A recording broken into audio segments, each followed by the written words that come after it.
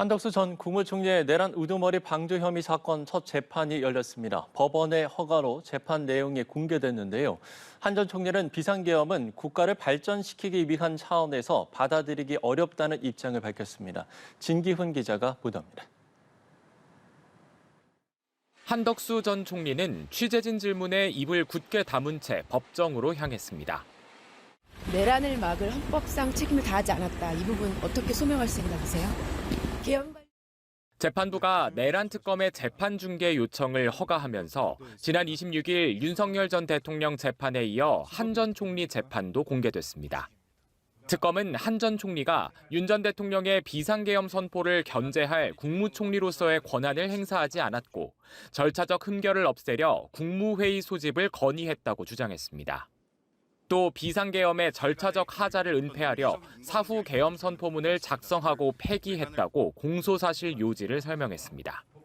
위헌 위법적인 계엄 선포에 절차적 정당성을 부여하기 위해 국무회의 소집을 건의하고 비상계엄 선포문에 사후부서를 작출하는 등 여러 일련의 적극적인 방조 등 범행을 저질렀고 한 전 총리 측은 계엄 당일 대통령실에서 계엄 문건을 받은 기억이 없다고 위증한 혐의만 인정하고 나머지 특검 공소 사실은 전부 부인했습니다.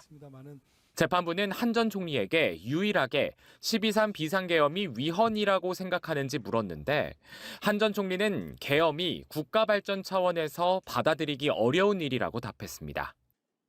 시장 경제 그리고 국제적인 이런 신인도 이런 것들을 통해서 우리나라가 발전되어야 한다 하는 그러한 신념을 가져왔던 사람입니다. 계엄이라는 것은 국가를 발전시키기 위한 그러한 차원에서 봤을 때에는 그렇게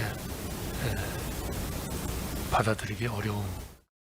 한편 첫 공판에서 예정됐던 계엄 당일 대통령실 CCTV 증거 조사는 3급 군사비밀 지정 해제 절차를 밟기 위해 다음 기일로 미뤄졌고 조태열 전 외교부 장관의 증인신문도 조 전 장관이 가족의 질병 치료 검사를 이유로 불출석 사유서를 내 불발됐습니다.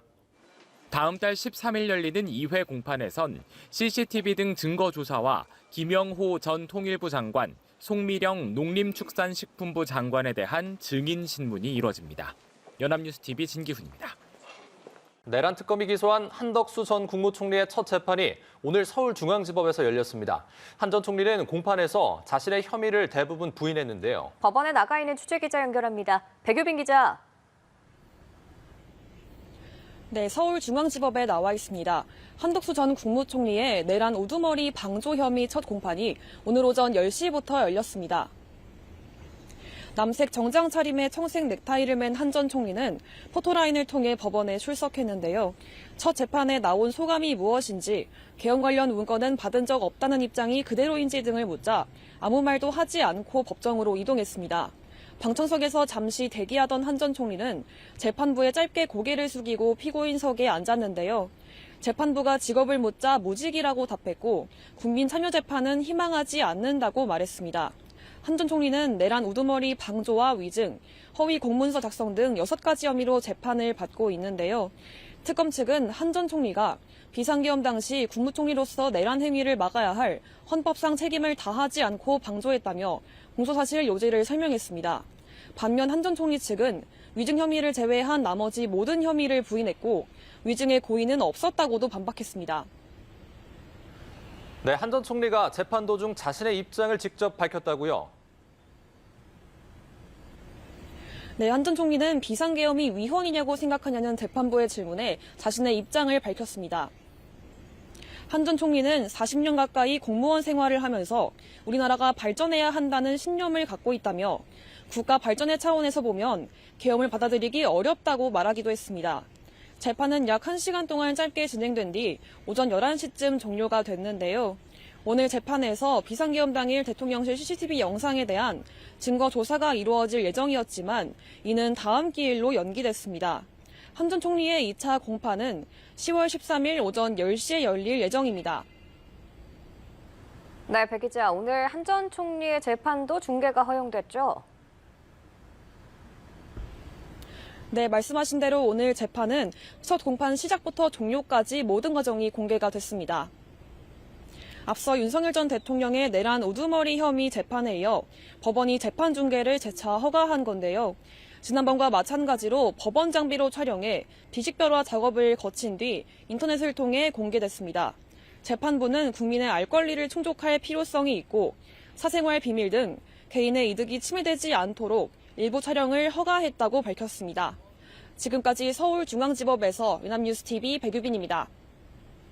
전 과정이 공개된 첫 재판에서 내란 특검과 윤 전 대통령 측은 설전을 벌였습니다. 재판부는 신속 심리를 강조하며 6개월 안에 1심 재판을 마무리하겠다는 뜻을 밝혔습니다. 이어서 진기훈 기자입니다. 내란 특검은 프리젠테이션 자료로 윤석열 전 대통령의 추가 혐의를 자세히 설명하며 재판 초반부터 강하게 압박했습니다. 특검이 신청한 재판 중계 신청을 법원이 받아들여 공판 전 과정이 국민에게 공개되는 만큼 소상히 설명하겠다고 강조하기도 했습니다. 법원이 내란 수사 및 재판을 위해 발부한 영장의 집행을 막기 위한 일련의 위법 행위가 대표적입니다. 윤 전 대통령 측 역시 프리젠테이션 자료를 통해 특검이 제기한 공소 사실을 전면 부인했습니다.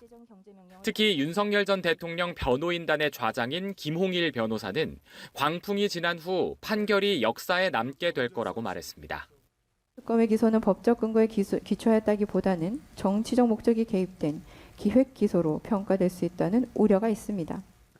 윤 전 대통령은 사후 비상계엄 선포문 작성과 폐기는 자신이 지시한 게 아니라고 주장했습니다. 저는 한덕수 총리가 그렇게 얘기를 하면 저한테는 물어보지 않아도 당연히 동의할 거라고 생각하고 그래야 하지 않았나 하고 생각이 됩니다. 영상 중계가 제한된 보석신문에서 양측은 더 강하게 맞붙기도 했습니다. 윤 전 대통령 측은 전직 대통령을 구경거리로 전락시키고 있다며 날을 세웠고 특검은 피고인을 석방할 경우 그 정치적 영향력이 수사, 재판에까지 미칠 수 있다고 맞섰습니다. 격렬한 공방 속에 재판부는 신속 심리 방침을 강조했습니다. 다음 달에는 10일을 시작으로 4번의 공판을 열겠다며 오는 12월까지 기일을 지정했습니다. 주 1회씩 매주 금요일에 재판을 진행하고 주 2회를 하게 되면 화요일에도 재판을 열어 6개월 내 심리 종결 의지를 드러냈습니다. 연합뉴스TV 진기훈입니다.